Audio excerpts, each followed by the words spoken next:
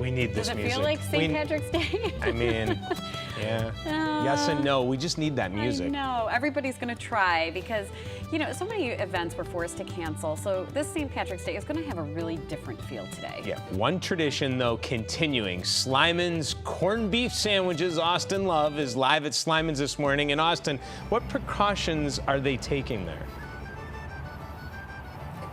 Hey, good morning to you guys. Yeah, of course, what you're saying right now, a different day for us, a different time for us, a different St. Patrick's Day, of course. This is such a time where everyone, you know, is typically getting up this morning here at Slyman's. Typically such a long line that's going right here now. Not such a long line right now, but still business is good for Slyman's. We've seen a number of people come throughout here this morning with different pre-orders, and also you can see right here that these people are just walking, these customers right here just walking in and just making their orders as simple as that. But what they're really doing is taking the precautions. I talked to Freddie Slyman just earlier this morning, and you can see that customers they're abiding by the laws that has been enacted with this restaurant and bar ban, where they're not allowing customers actually into the physical restaurant. They're taking all different precautions right now, where they're just ordering at the door. You can see that they have someone right here at the register. They're simply just taking their order, bringing it into the kitchen, and then they're waiting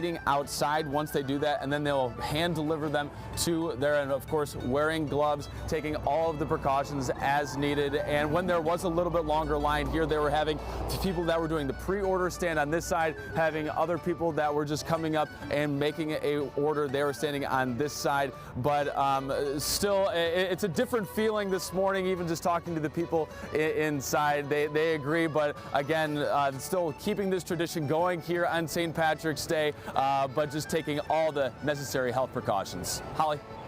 Okay, Austin, you know, it's good to at least see that tradition is still alive, right? You know, we're just getting creative with how we do it.